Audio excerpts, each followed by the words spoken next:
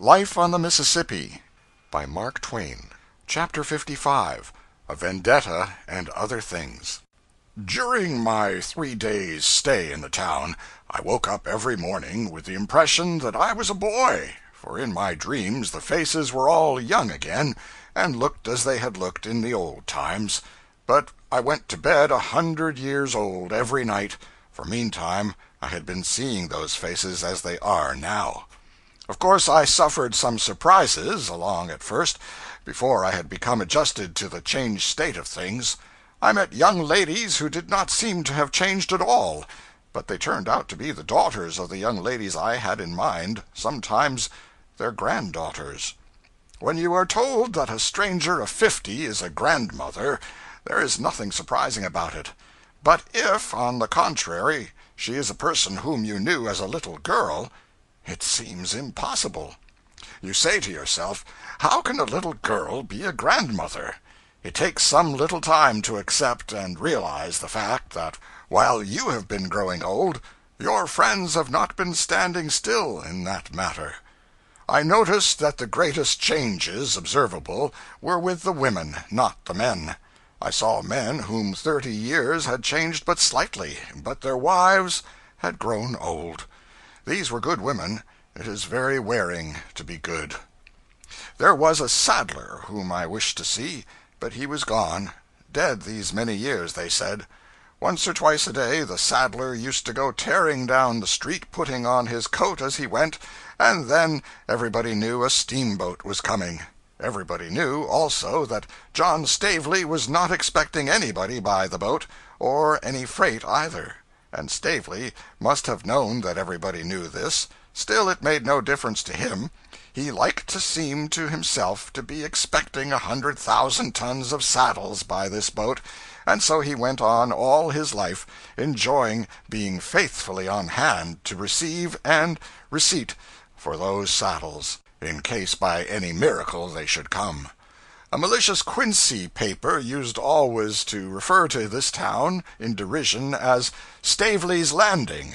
Stavely was one of my earliest admirations. I envied him his rush of imaginary business, and the display he was able to make of it before strangers, as he went flying down the street struggling with his fluttering coat.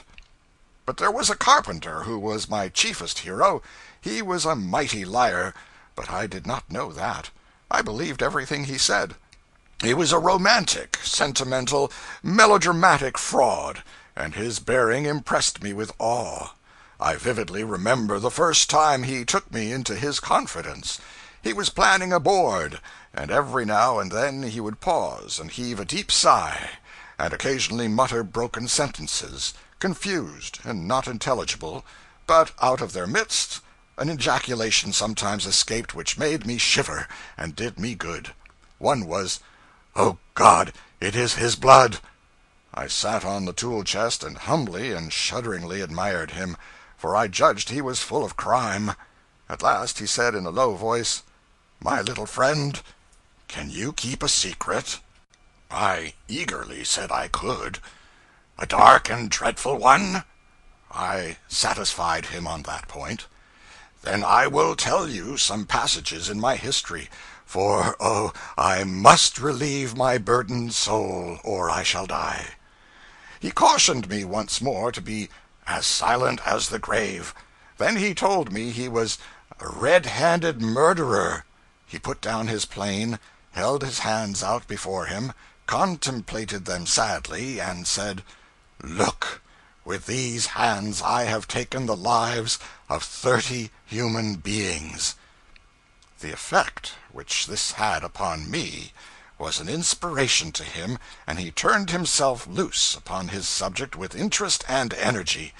He left generalizing and went into details, began with his first murder, described it, told what measures he had taken to avert suspicion, then passed to his second homicide, his third, his fourth, and so on. He had always done his murders with a bowie knife, and he made all my hairs rise by suddenly snatching it out and showing it to me.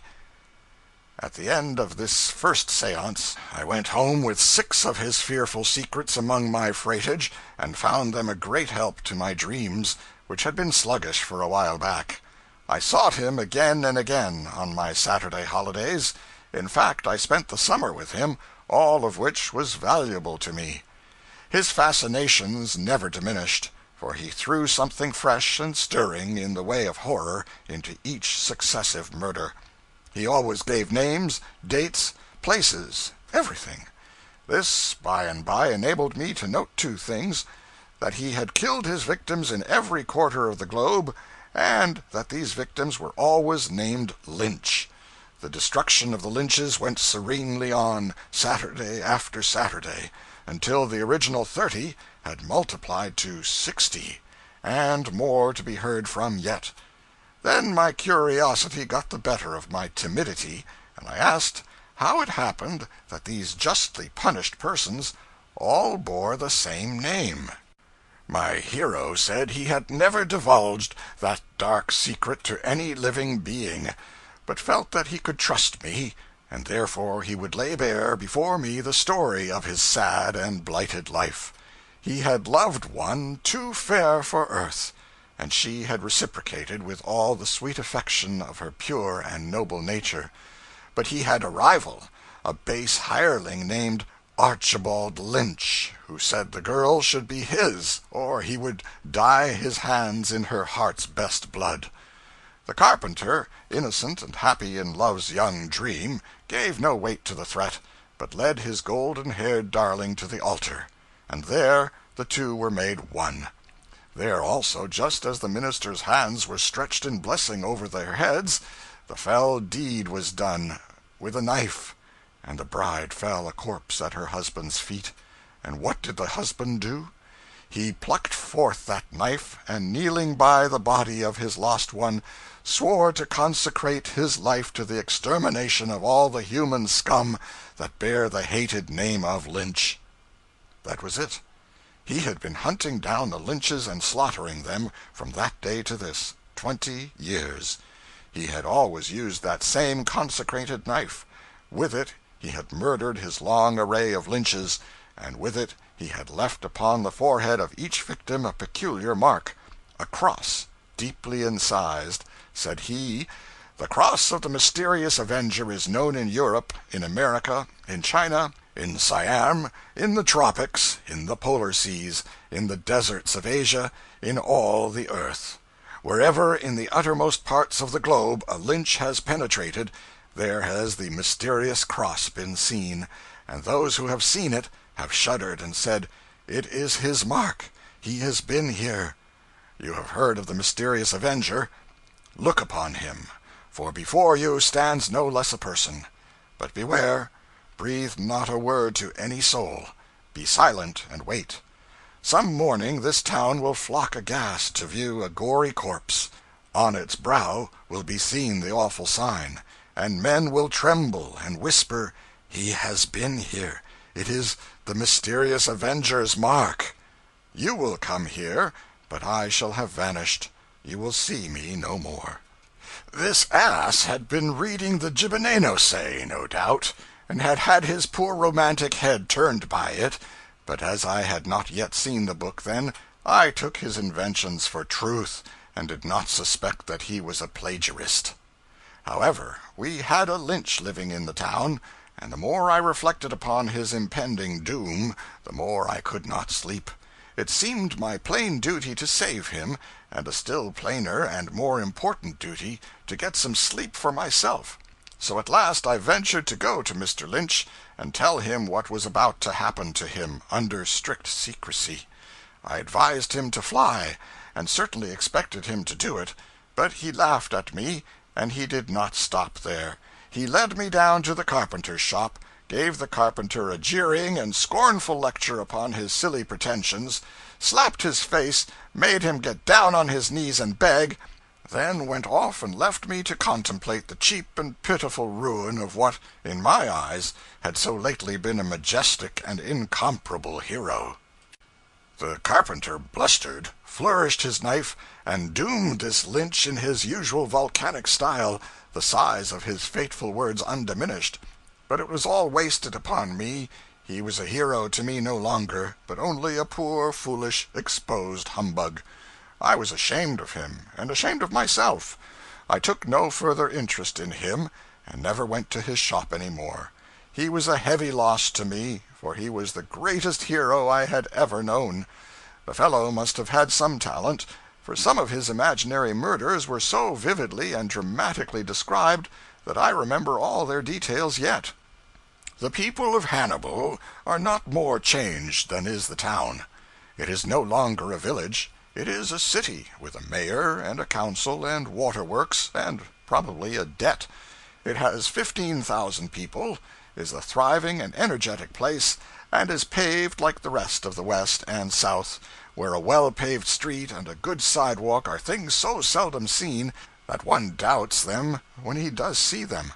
The customary half-dozen railways center in Hannibal now, and there is a new depot which cost $100,000. In my time the town had no specialty and no commercial grandeur. The daily packet usually landed a passenger and bought a catfish, and took away another passenger and a hatful of freight. But now a huge commerce in lumber has grown up, and a large miscellaneous commerce is one of the results. A deal of money changes hands there now. Bear Creek, so called perhaps because it was always so particularly bare of bears, is hidden out of sight now, under islands and continents of piled lumber, and nobody but an expert can find it. I used to get drowned in it every summer regularly, and be drained out, and inflated and set going again by some chance enemy. But not enough of it is unoccupied now to drown a person in. It was a famous breeder of chills and fever in its day. I remember one summer when everybody in town had this disease at once. Many chimneys were shaken down, and all the houses were so racked that the town had to be rebuilt. The chasm or gorge between Lover's Leap and the hill west of it is supposed by scientists to have been caused by glacial action. This is a mistake. There is an interesting cave a mile or two below Hannibal among the bluffs. I would have liked to revisit it, but had no time. In my time, the person who then owned it turned it into a mausoleum for his daughter, aged 14.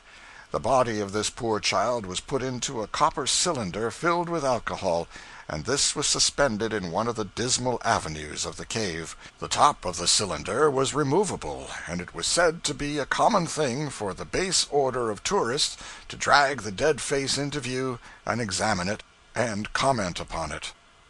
End of chapter 55.